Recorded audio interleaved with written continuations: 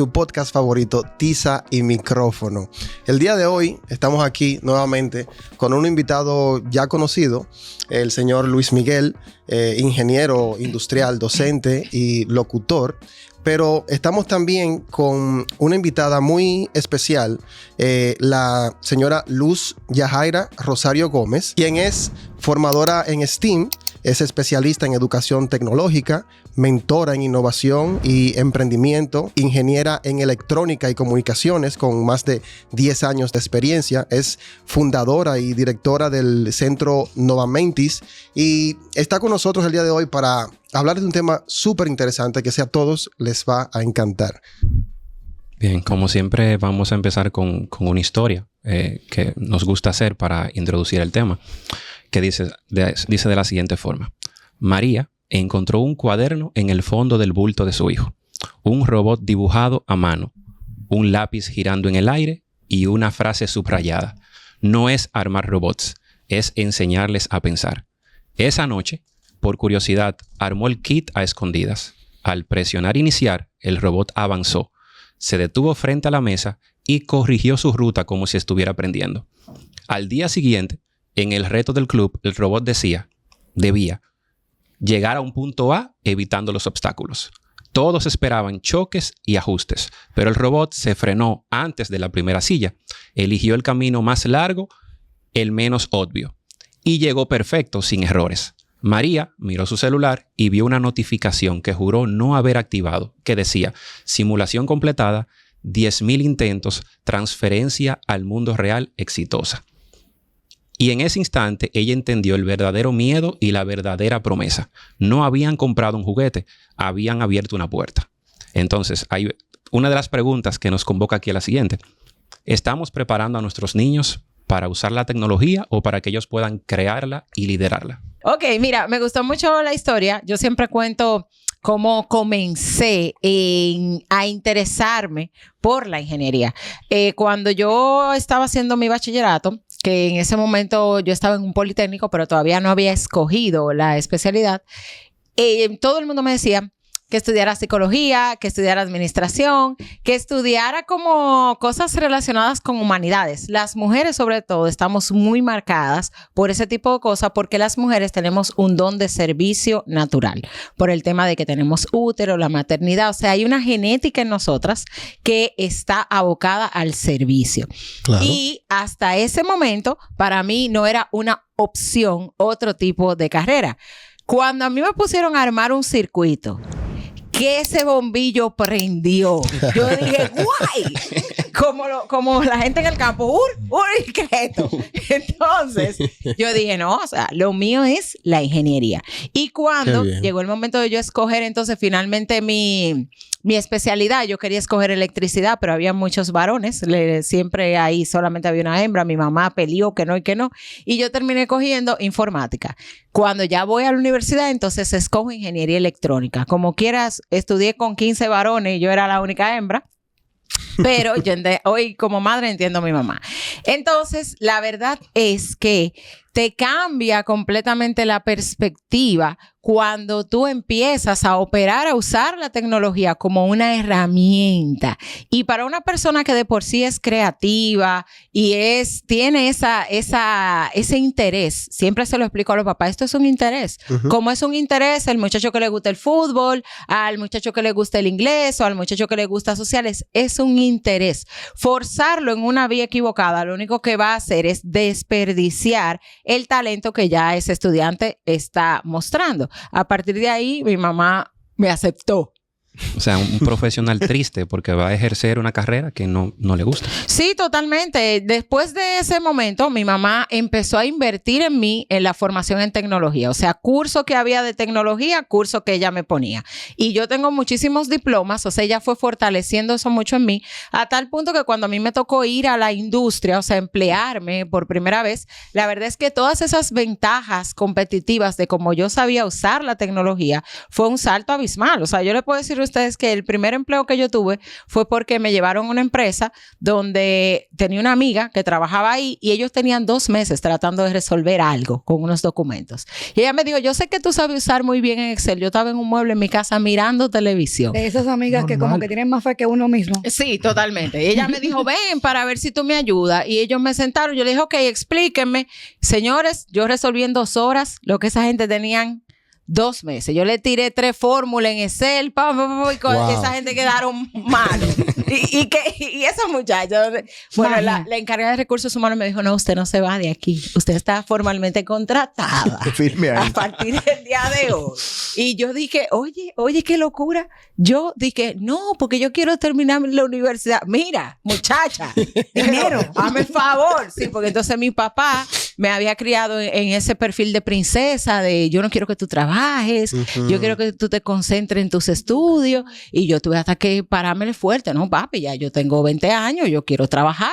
Claro. Y claro, Claro. eso sí lo allanté. Mi primer salario le compré un sillón de la televisión. Wow, qué claro, porque hay que Te saber vendió, cómo te mantener a los patrocinadores contentos. No puede negar que ingeniera se las ingeniera. Ya tú sabes. Entonces, ya después de ahí, la verdad es que vuelvo y te digo, yo creo que 2 cosas que marcan mucho, demasiado en un niño, es la influencia que tienen sus padres en identificar Claro. las habilidades y los talentos de ese niño. Y lo segundo es luego exponerlo realmente a diferentes áreas para que él mismo pueda comprobar si eso es lo que él quiere hacer. Claro. Totalmente. Totalmente. ¿Y usted, señor Luis Miguel, cómo incursionó en la robótica? Yo le voy a decir cómo yo incursioné en la robótica. Pero antes de eso, antes los niños utilizaban mucho la imaginación para jugar. Sí. Hoy en día, un niño quiere un juguete que juega solo. Esa es la realidad. O sea, Profundo eso. queremos, antes el niño, un soldadito que ni siquiera se le movía nada y utilizaba la imaginación. Pero hoy en día quieren algo que juegue Que lo haga solo. todo. Y prácticamente la robótica viene a seguir abrazando ese tipo de pensamiento del niño. ¿Cómo llego a la robótica? Más o menos así como dice Yajaira, pero yo no estaba en mi casa, en un mueble. ¿A ti no te mantenía tu papá? Sí, más o menos. Me ayudaba bastante en ese momento. Un día, yo no recuerdo cómo llega la conversación, pero ella me dice, yo necesito un maestro, yo necesito a alguien como tú aquí en el centro O nuevamente. sea, ella, Yajaira, te dice. Sí, ella me Perfecto. dice a mí que necesitaba una persona como yo, porque ya yo soy ingeniero Claro. y soy maestro. Ujú. Entonces yo necesito a alguien que sepa de ingeniería Ujú. y que tenga la pedagogía. Digo, bueno, pues vamos arriba. Yo trabajaba en ese momento hasta el mediodía. Digo, bueno, pues tengo las tardes. Y fui allá. El centro estaba iniciando prácticamente, no tenía tanto tiempo el centro. Y, el de niños pequeños fue muy fácil para mí identificar cómo funcionaba y cómo era la programación. Pero el de los niños, el de los adolescentes ya no era tan simple porque llevaba electrónica. No era que yo era un neófito en electrónica, pero no era tampoco un experto. Y yo Claro. recuerdo que la ingeniera se sentó conmigo una tarde. Venga, ingeniero, me enseñé el kit, todos los periféricos que tenía el kit. Y encendemos un LED y lo programamos, o lo hace ella. Y ella me lo enseña. Y excelente. Va usted ahora. El kit tiene mucho periférico. Iniciamos con un LED. Luego de que el LED encendía y apagaba como nosotros queríamos, la ingeniera me dijo, ahora yo necesito que usted me prepare 16 clases de eso. Así de simple inicié yo en la robótica. Yo soy más empresaria que ingeniera. Clase a clase. Clase a clase, yo iba aprendiendo un periférico nuevo. Yo necesitaba aprender su conexión y necesitaba aprender su programación. Claro. YouTube hoy es más... Estamos hablando del 2019. Sí. Estamos en el 2026. YouTube en aquel momento no era tan tutorial como es hoy en día. Hoy en día hay un tutorial hasta de cómo Freír un huevo. dormir con los ojos cerrados. Sí. Usted escribe eso en YouTube y fácilmente Sí. le aparece cómo dormir con los ojos cerrados y aparece alguien que le explica cómo se hace. Pero en ese momento no era tan así. Entonces yo me dediqué a hacer eso. Y llegó un momento donde yo me salí de control al punto de que un día yo armé un abanico con los periféricos y el abanico se movía y le voy a poner el número 1, el 2 y el 3. Y ahí saqué mi primera definición propia de lo que es la robótica. La robótica es la unión de la mecánica, la electrónica y la programación. Esa es la definición más simple que yo he podido... Totalmente. Que yo he podido Encontrar. darle a la gente exactamente. Tú sabes que cuando hablamos de robótica educativa, la gente simplemente piensa que se trata de ensamblar un robot o como que si fuese simplemente un rompecabezas. Y sabemos que va mucho más allá, que es una herramienta que utilizamos para pensar, para resolver problemas, Sí. para cometer errores e iniciar desde cero. Partiendo desde este punto, ingenieros, ¿qué es la robótica educativa y por qué no solo lo podemos definir como armar un robot?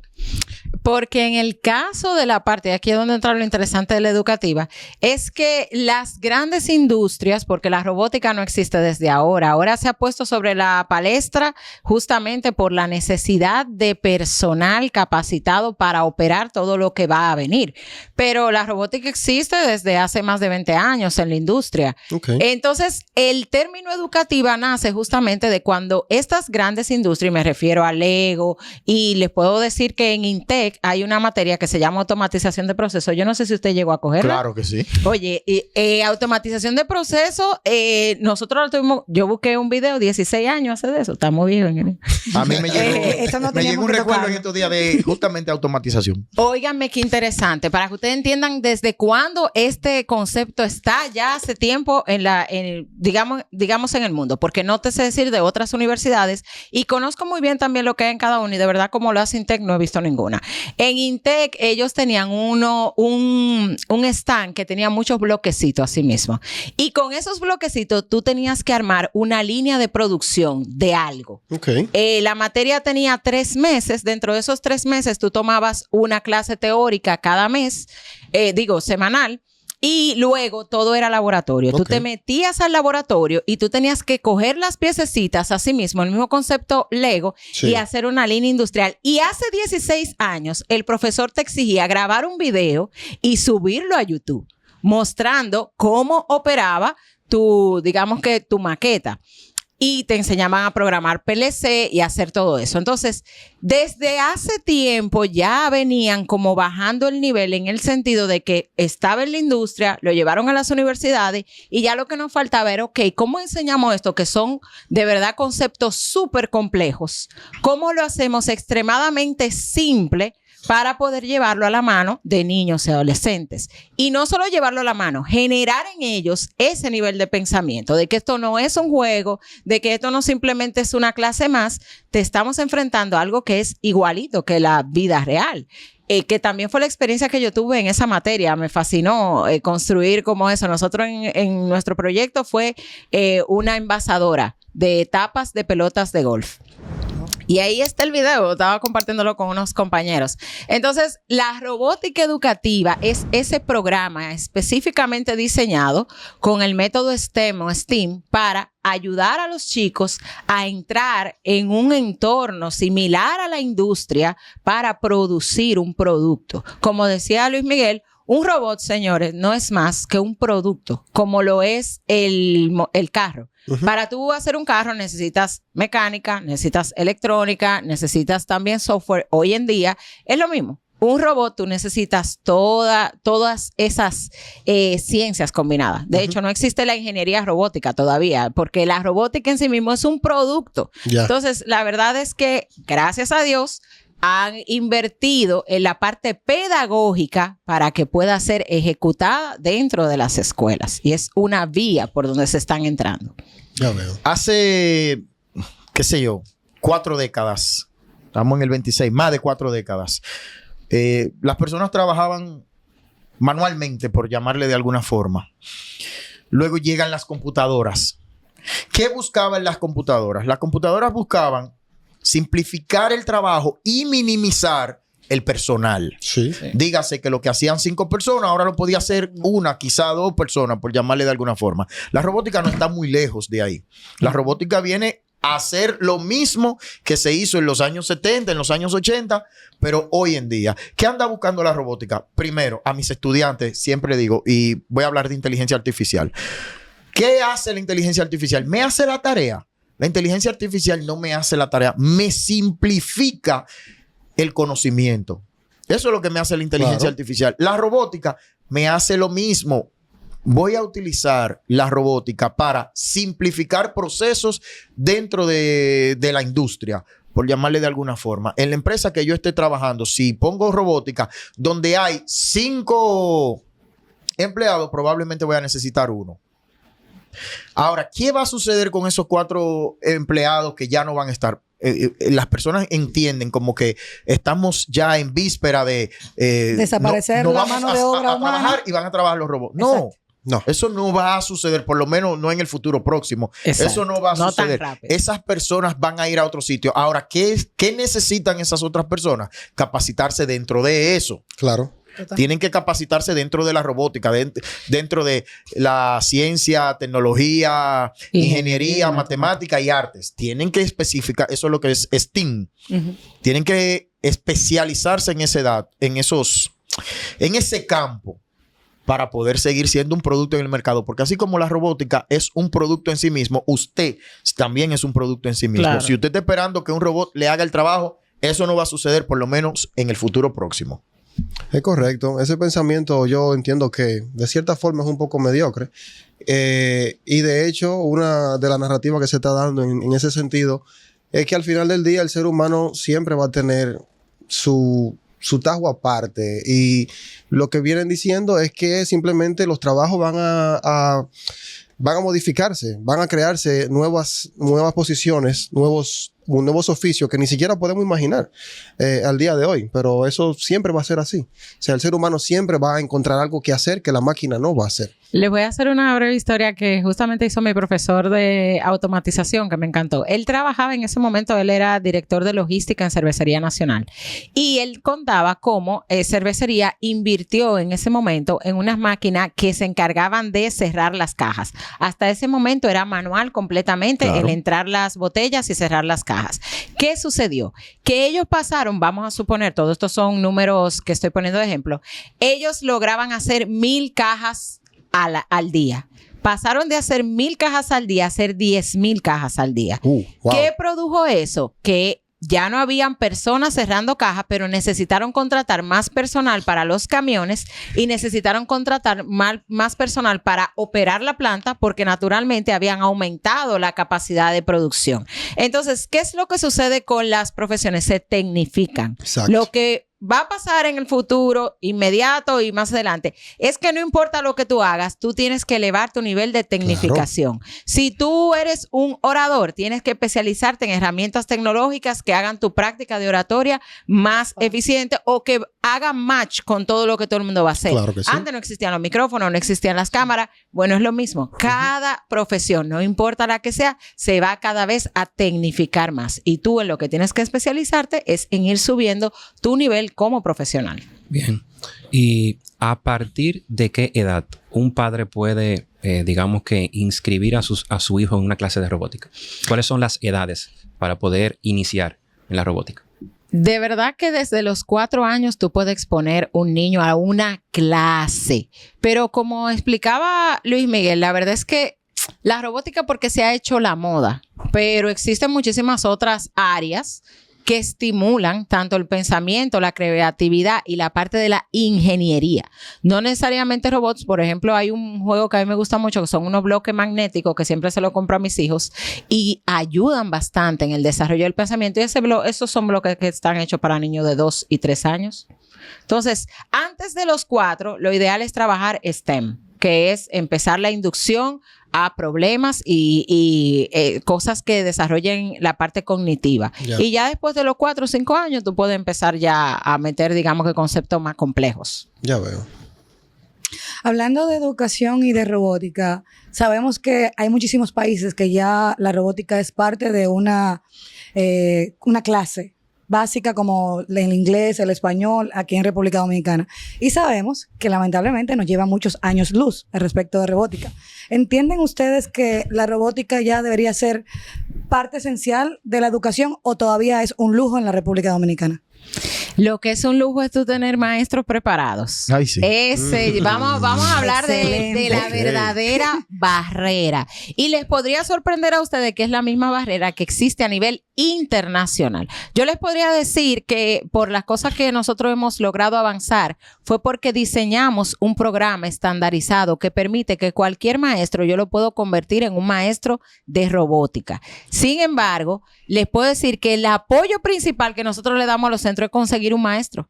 No hay, o sea, aún la República Dominicana al día de hoy lo ponga como ley, que es lo que debería de suceder y no la robótica. Me va a corroborar Luis Miguel en esta parte que tiene mucho conocimiento. Hace 8 o 9 años en los periodos del PLD sacaron la hora de tecnología del currículum y eso abrió una brecha enorme y convirtieron o crearon lo que se llamaba República Digital. Crearon el concepto de dinamizadores TIC, Ay, sí. donde supuestamente en cada centro educativo iba a estar una persona capacitada para ayudar a los docentes, porque los docentes eran los encargados de enseñarle a los muchachos herramientas de tecnología. Ok. Me explico. Yo soy el profesor de lengua española, entonces a mí me enseñaban un montón de herramientas de tecnología aplicada a la lengua española y yo era el encargado de enseñarle a los muchachos Ok. lengua española con esas herramientas. El problema es que ese profesor no sabía ni abrir el correo electrónico. Exacto. Excelente. ¿Cómo se llama la obra? El problema es que este profesor no sabe ni usar bien su celular. Entonces, cuando tú quieres traspolar un programa como esto a Nagua, ¿cómo tú lo haces? Mira, Se complica. Difícil. antes, en cualquier empresa, existía un departamento de calidad. Sí. Sin embargo, una persona un día dijo, no, calidad no puede ser un departamento. Calidad tiene que ser la empresa. Y se eliminó un departamento de calidad y calidad era desde que se entraba a la empresa, el más pequeño hasta el más alto. Sí, sí. Eso mismo debe de suceder en los centros educativos. No debe de haber una persona de tecnología. El sistema se encamina hacia la tecnología. El ministerio me da una pantalla PDI, me da una computadora, me da un internet. Pero entonces, de 30 maestros, uno solo sabe manejar la tecnología. No. No debería de ser así, porque ese solo no puede manejar todos los demás maestros. Si me preguntan a mí, en un próximo concurso de educación, un examen primero para ortografía. Eso es lo primero que yo exigiría. Y lo segundo, usted como maestro de lo que sea, tiene que manejarme la tecnología. Claro que sí. Porque el Totalmente. Ministerio de Educación, y actualmente está dando unas secuencias didácticas, por lo menos en matemáticas, que es el área mía, yo verifico que son muy tecnológicas y me habla mucho de poner imagen en la pantalla y me habla mucho de tecnología. Sin embargo, si yo no sé de tecnología, ¿qué hago? No imparto la docencia. Hago otra cosa. Entonces, el Ministerio de Educación ya tiene que empezar a trabajar en todos los maestros. Olvidemos el que ya está. Ese ya está. Ahora, todo el que venga tiene que venir con esa preparación. Así Y es. el Ministerio de Educación tiene que preocuparse porque los que ya están, aunque sea una Claro, doñita claro. de 65 años, esa doñita tiene que aprender a utilizar herramientas tan básicas como Word, PowerPoint, Excel y algún tipo de herramienta educativa que hay en Internet. Qué sé yo, un Kahoot, uno de esos, no sé. Tiene que, pero no que le enseñen en un cursito, en un grupo pedagógico. Tiene que dominarlo al 100% porque el estudiante nativo de esas áreas, cuando ve que el profesor no lo domina, no lo respeta. Tú, pero ahí él y yo vamos a pelear. ¿Por qué? Vamos a diferir porque una cosa es, y por eso ustedes escuchan mucha gente hablando de educación en el medio, pero no están en el campo como estamos nosotros. Una cosa es Pero dilo el lo nombre. que tú no. Dilo el nombre que yo sé que tú lo quieres decir. No te Pero lleves, no, no te lleves de él. No. Yo tengo mucho respeto por todo el que le interesa la educación dominicana y entiendo que cada quien va a venir a proponer su idea. Yo me quedo en silencio y simplemente ya, no, usted no me va a meter engancho a mí. Entonces, mira qué pasa. Una cosa es lo que yo tenga como ideal en mi cabeza. ¿Cuál es el ideal? Que en todos los centros educativos se imparta robótica, que para mí no debe ser robótica, tiene que ser un currículum STEAM, que es lo que nosotros ofrecemos en Novamenti. Excelente. Y lo tenemos en más de 30 centros. Robótica, programación y arte digital. Te lo voy dando por grado. En primero te doy robótica, en segundo programación, en tercero diseño 3D, en cuarto, y garantizo un perfil de egresado con todas las competencias digitales que necesitas. Claro. Para hacer eso, tú tienes que tener una estructura donde montar eso. Y Total. la estructura, si tú la ves con una cabeza sistémica, operacional, tú necesitas un core donde todo se alimente y tú lo vayas bajando por nivel. Entonces, por eso la parte de tener a alguien en el centro, que en este caso no estoy en contra de los dinamizadores TICs. No, claro que no. El problema es que no está operando como estamos hablando aquí. Yo jugaba ese papel en los centros educativos que yo he trabajado. Yo era la dinamizadora, digámoslo así, porque yo me encargaba de enseñarle a todos los maestros herramientas tecnológicas. Y yo, cuando estuve trabajando en el sector privado, promoví muchísimas iniciativas de educación desde donde yo estaba, y eso era lo que yo hacía. Era ayudar al profesor, enseñarle, mire, existe esta nueva herramienta, úsala, mira esto, pero no solo era úsala, yo me sentaba así mismo con él, le enseñaba, iba al curso, estaba con él y lo lográbamos. Si eso no pasa, no importa. Sí, pero necesitamos más dinamizadora como usted. Ese es el problema. Pero y aparte del dinamizador, se necesita la estructura y se necesita un currículum estándar. El problema en sí no es el dinamizador como tal. No, ni la figura. Es probable que todos tengan ese mismo perfil. El problema es cómo el sistema los va manejando, porque exacto. Ojalá y sea así como ella dice. Por el dinamizador, que lo he visto en varias ocasiones y que está mal, el dinamizador es una persona que está en un aula que probablemente tiene una PDI o probablemente tiene un proyector esperando que un maestro de cualquier área le diga, mira, yo quiero llevar a los estudiantes allá para ver un video de YouTube. Mira, ¿sabes qué? Hablando de educación y de que hay que iniciar desde cero y la dinamización, sucede que hay muchas cosas que hemos aprendido, por lo menos Gregory en administración, yo en el área de hotelería, que tú sientes que no me ha servido para nada en la vida. El teorema de Pitágoras, el 3.14, la circunferencia, pero entonces todo eso cambia cuando vamos a la robótica. Porque ahí tú ves que eso sí se utiliza. Entonces, ¿qué siente un estudiante cuando puede ver que la matemática mueve un robot? Mira, lo primero es que a la escuela y a la universidad se va a hacer ciencia. La escuela y la universidad es ese espacio donde usted no tiene que preocuparse por más nada que ponerte a idear y a pensar en esas cosas que no existen y no están sucediendo. Esa es la escuela que tenemos al día de hoy. Entonces, el problema no se encuentra en enseñarte Pitágoras ni nada de eso. El propósito de eso era desarrollarte el pensamiento.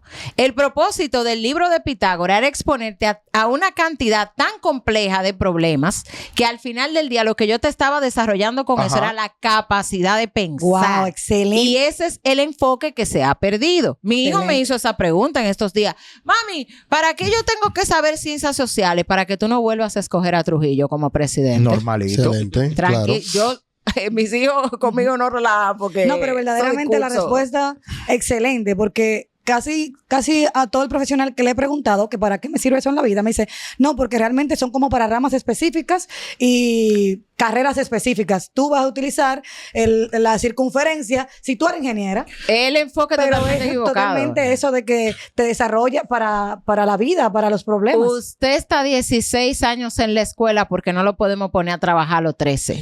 Y durante 16 años te metemos en un espacio donde yo te desarrollo madurez, pensamiento, te doy rutina y también te doy un espacio seguro donde tú puedas pensar de manera libre, entre comillas, porque sabemos que es verdad.